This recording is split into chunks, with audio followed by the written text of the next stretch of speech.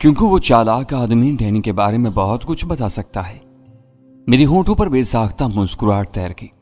यह एक इत्तेफाक है कि किसी इरादे के बगैर ऐसी कहानी बन गई जिसका ताना बाना मजबूत है। उसे समंदरी खाड़ी में फेंकने से पहले मैंने उसे बताया था कि माजिद के ना मिलने और उससे बदसलूकी होने का क्या सबब है। मेरी वो बात भी उसने ज़हन नशीन कर ली। मेरे लिए यह सब नाकाबिले यकीन है। नावलों और कहानियों में ऐसा होता रहता है। जान जैसे घाघ खिलाड़ी का धोखा खाना नाकाबिले फहम है। जलाल बेएतबारी से बोला, मेरी ये शिकायत अब भी बाकी है कि इस प्लान के बारे में तुम लोगों ने आखिर तक मुझे अंधेरे में रखा। तुम्हारी पहली बात का जवाब यह है कि नावल और कहानियां आसमान से नहीं उतरती, गिरदोपेश के वाकयात का आईना होती हैं। शिकायत रह जाती है तो बात वही है कि यह प्लान नहीं था। शुरू से आखिर तक सब कुछ बिला सोचे समझे होता चला गया। तुम्हारी सख्त हदायत थी कि जान से दूर रहा जाए। पाकिस्तान में जान को कोई नुकसान नहीं पहुंचना चाहिए। अपने फिलबदीम प्लान पर कदम ब कदम अमल करते हुए मुझे अंदेशा था कि हम तुम्हारी हदायत से इनराफ कर रहे हैं। तफसीलात तुम्हारे इल्म में आती तो तुम सख्ती से हमें रोक देते। अब हमारी कार्रवाई के मुस्बत नताइज सामने आ चुके हैं तो तुम हमारी बेएतमादी पर अपने कलक का इजहार कर रहे हो। जलाल ने बहुत गौर से मेरी बात सुनी और सर हिलाकर बोला, शायद तुम्हारा तजज़िया बिल्कुल दुरुस्त है।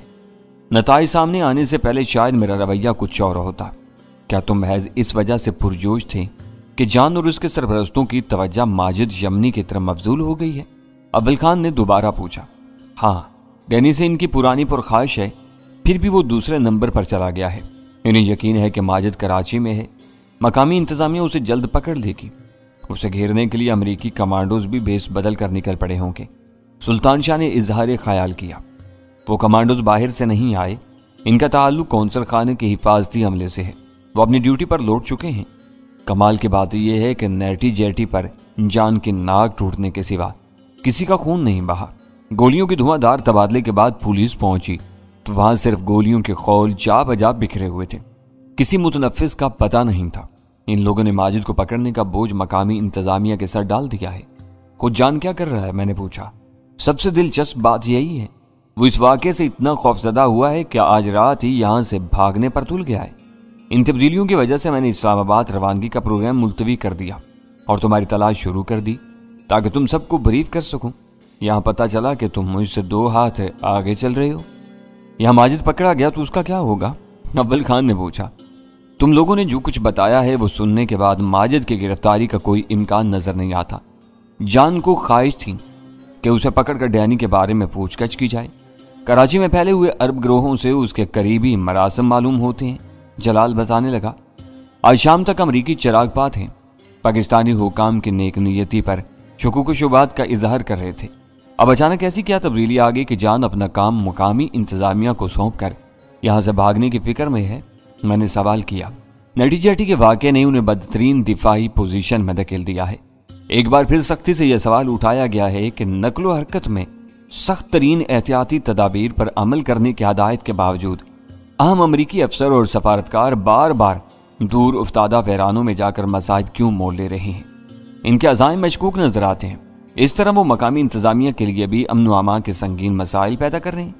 वो अपनी गैर जिम्मेदाराना नकलो हरकत और पुरस्रार सरगर्मियों की वजह से नामालूम और नापसंदीदा अनासिर के हाथों मारे जाते हैं तो पाकिस्तान और अमेरिका के ताल्लुकात में तलखी पैदा होने लगती है।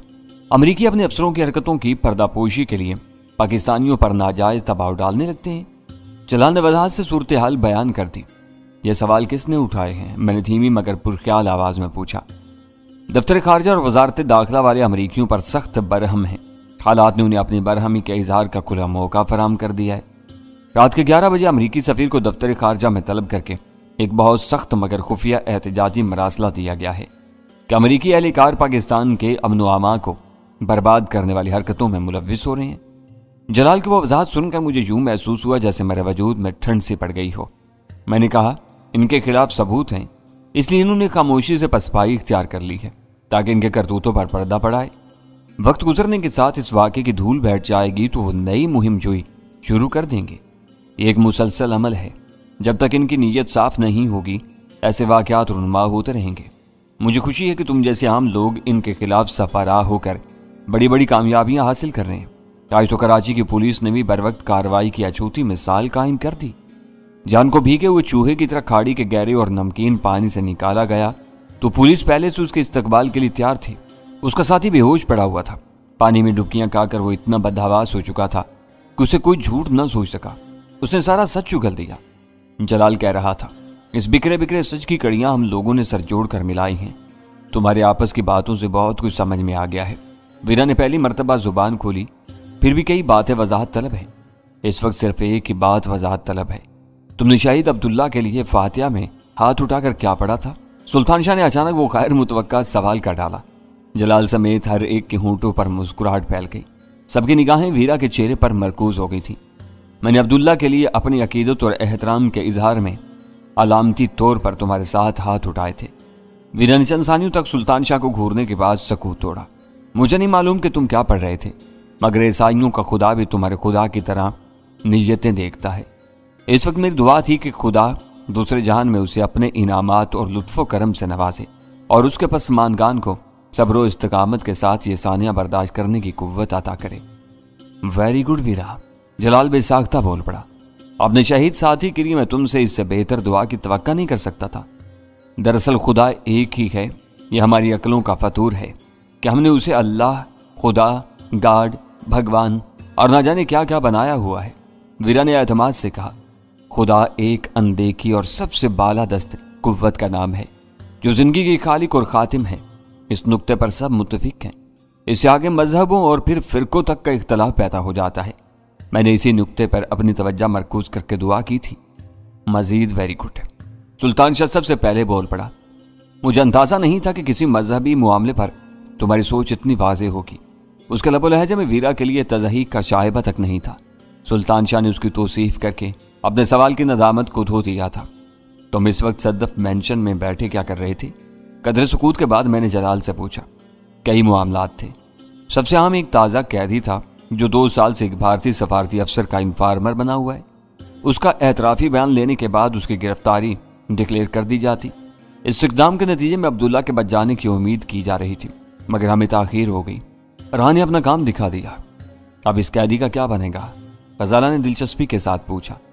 पूछगिछ के बाद उसे छोड़ दिया जाएगा। ऐसे दसियों आदमी हमारी नज़रों में है, मगर बड़ी मछलियों के शिकार के लिए इनसे चचमपोशी बरती जाती है। हर मुल्क में यही होता है। अब्दुल्ला भारतीयों की कैद में जिंदा रहता तो हम भी सौदेबाजी के लिए उसे ना छोड़ते। अब्दुल्ला को मारने वाला कौन है? मैंने धीमे लहजे में सवाल किया। अभी मुझे उसकी शहादत की इब्तदाई खबर मिली है। 1-2 रोज में यह बात भी मालूम हो जाएगी। जिस तरह अमरीकियों ने अब्दुल माजिद हुसैनी के खौफ में मुब्तला होकर डैनी को पसे पुश्त डाल दिया है, तुम अमरीकियों के चक्कर में पड़कर अपने भारतीय दुश्मनों को ना भुला देना।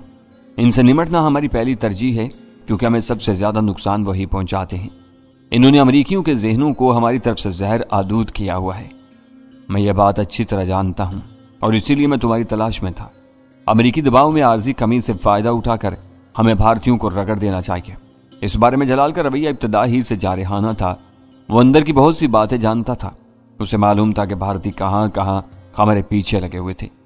मेरा अंदाजा था कि तुमने हमें अब्दुल माजिद वाले किस्से से आगाह करने के लिए बुलाया है। अव्वल खान ने कहा। सारी बात वहीं से शुरू हुई है। कराची से जान के कदम ना उकड़ते तो मैं डैनी को बुलाने का तसव्वुर भी नहीं कर सकता था। डैनी की जात को जान ने अपने लिए खसूसी मौजू बनाया हुआ है। इसकी अपनी रगड़ाई ना हो गई होती तो वो डैनी पर अरसा हयात तंग कर सकता था। वो दोनों गैर जरूरी बातों की तरफ भटक रहे थे। मैंने जलाल को मुखातिब करते हुए कहा, भारतीयों के सिलसिले में तुम मुझसे क्या चाहते हो? इनको अब्दुल्ला की शहादत का जवाब जल्द अज जल्द मिलना चाहिए।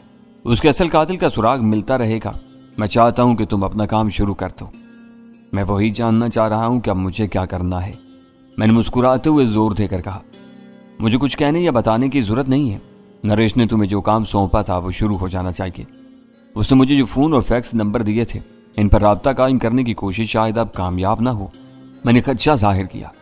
नताइज कुछ भी हो सकते हैं। हमें अपनी कोशिश का आगाज कर देना चाहिए। हो सकता है कि कामयाबी मिल ही जाए। वो ठीक कह रहा था। दिल्ली से अमृतसर और फिर लाहौर के रास्ते कराची पहुंचते ही वाकयात का एक ऐसा सिलसिला चल निकला था कि मुझे पीछे देखने या सोचने की मोहलत नहीं मिली थी। वो कराची में हमारी पहली रात थी।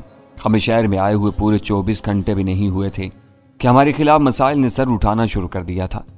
वाकयात की वो लहर जिस हैरतनाक तेजी से उठी थी, उससे कहीं ज्यादा तेजी से मादूम होती चली गई थी। اسپتال میں پناہ لیتے ہوئے میرے ذہن میں یہ خیال راسخ تھا کہ مجھے کم از کم 1 ہفتے کے لیے وہاں محصور ہونا پڑے گا، لیکن وہاں چند گھنٹے بسر کرنے کے بعد ہی جلال کی طرف سے خطرہ ٹلنے کا سگنل موصول ہو گیا اور میں گھر لوٹ آیا۔ وہ سب ناقابل یقین سا تھا اور مجھے ایک خواب کی طرح محسوس ہو رہا تھا۔ ان واقعات کے ساتھ ساتھ مجھے یہ یاد تھا کہ کراچی میں بھارتی سفارتی کیڈر میں کوئی ایک ایسا فرد چھپا ہوا تھا جو پاکستان کے خلاف را کے مذموم عزائم کو آگے بڑھانے کے لیے کام کر رہا تھا۔ نریش نے مجھے دہلی میں 1 ماہ کا پیشگی مشاعرہ دے کر اپنا پابند کر لیا تھا۔ اس کی ہدایت کے مطابق مجھے اپنی رپورٹ اس نمبر پر فیکس کے ذریعے بھیجنی تھی۔ ٹیلی فون نمبر پر کسی بہت ہی اہم اور ناگزیر ضرورت کے وقت رابطہ کرنا تھا۔ جب تک میں دہلی میں تھا وہ باتیں اپنی جگہ اٹل تھیں۔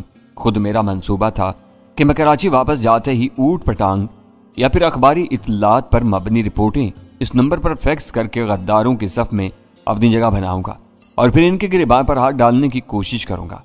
بدقسمتی یہ ہوئی کہ ہمارے دہلی بلکہ امرتسر سے نکلنے کے بعد حالات تیزی سے بدلتے چلے گئے۔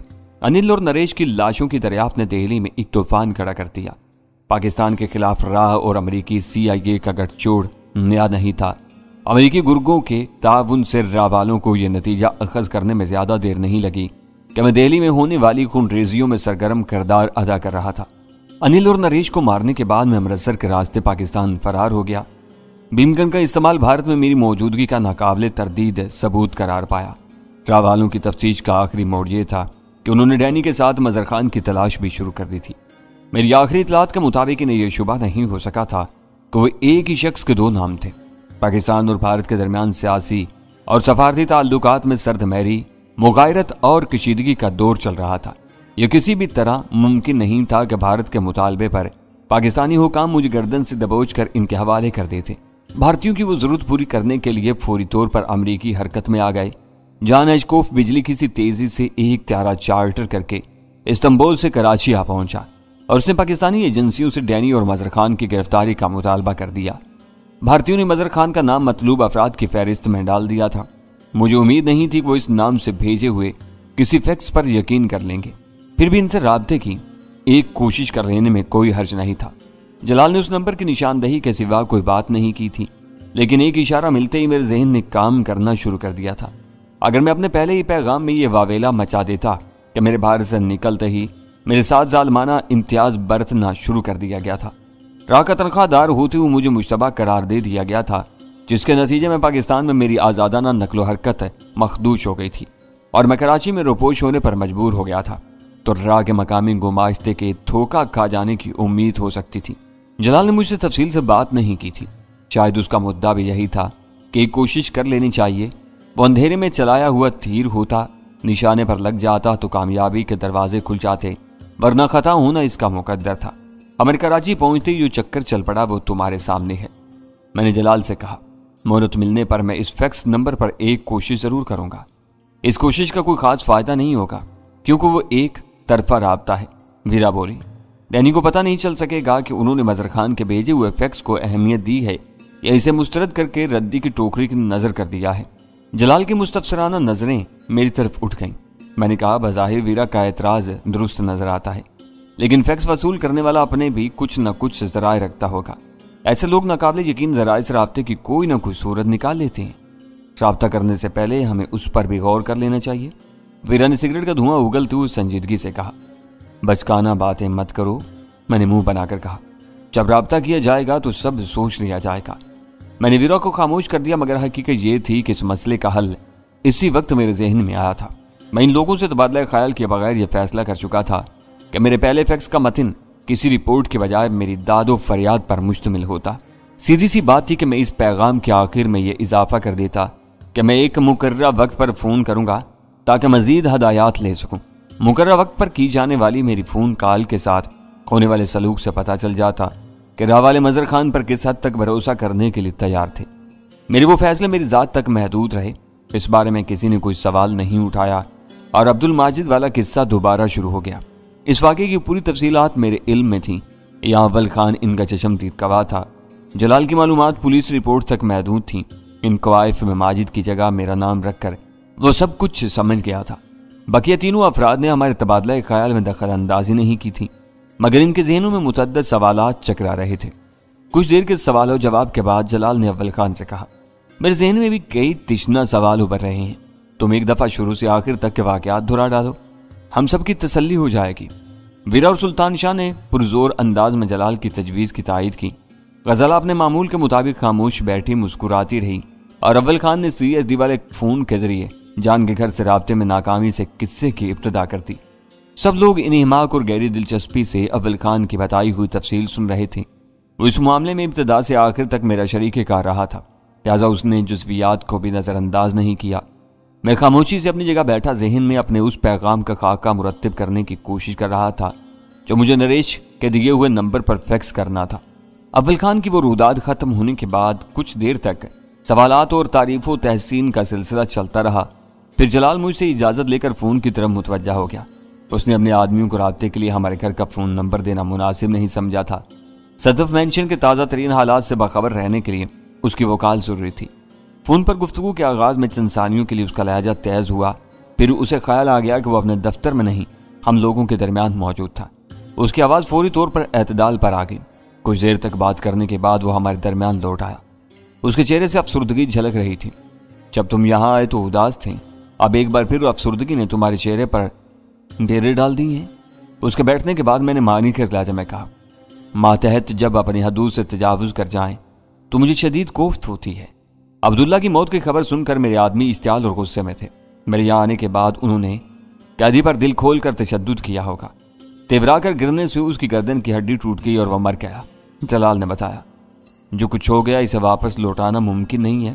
میں نے اسے سمجھایا، تم بلا وجہ اپنا خون سلگا رہے ہو، غصہ تھوک دو۔ انتقام اور اشتعال انسانی خمیر کا حصہ ہے۔ بھارتیوں کے ہاتھوں اپنے ایک ساتھی کی موت کی خبر پا کر ان کا تیش میں آ جانا فطری تھا۔ میں یہ سب باتیں جانتا ہوں، اس نے پھیکی مسکراہٹ کے ساتھ کہا۔ ڈسپلن ایسے جذبوں کو لگام دینا سکھاتا ہے۔ مجھے اس انتقام سے کوئی خوشی نہیں ہوئی۔ ابھی یہ بھی پتہ چلا ہے کہ عبداللہ کو مارنے والے کا نام فنوت ہے اور اسے پاکستان میں سیکنڈ سیکرٹری کے طور پر نامزد کیا گیا ہے۔ اسلام آباد سے اس کے کاغذات کی منظوری ملتے ہی اسے پاکستان بھیج دیا جائے گا۔ عبداللہ کے خون کا انتقام اسی سے لینا چاہیے، پھر تو تمہارا قیدی مفت میں مارا گیا۔ صبر کا نتیجہ ہمیشہ بہتر نکلتا ہے۔ میری کوشش ہوگی کہ عبداللہ کا قاتل جلد از جلد پاکستان آئے تاکہ میں اس سے اپنا حساب بے باک کر سکوں۔ رات کا بڑا حصہ گزر چکا تھا۔ اس وقت صبح کے 3 بجنے والے تھے۔ اپنے آدمیوں سے بات کر کے جلال کا موڈ افسردہ ہو گیا تھا۔ وہ جلد از جلد صدف مینشن پہنچ کر ذاتی طور پر صورتحال کا جائزہ لینا چاہتا تھا، اس لیے وہ محفل ختم کر دی گئی۔ جلال نے غزالہ کے سوا سب سے باری باری گرم جوشی سے ہاتھ ملایا اور ہم سے رخصت ہو کر واپس روانہ ہو گیا۔ اس نے جاتے جاتے مجھے تاکید کی تھی کہ حالات کا دباؤ کم ہونے کی وجہ سے مجھے اپنے گھر لوٹنے کی آزادی مل گئی تھی، لیکن احتیاط کے طور پر مجھے بہت زیادہ محتاط رہ کر اپنی نقل و حرکت کو اہم ترین کاموں تک محدود رکھنا تھا۔ میں اول خان کے ساتھ جلال کو رخصت کرنے کے لیے باہر تک آیا۔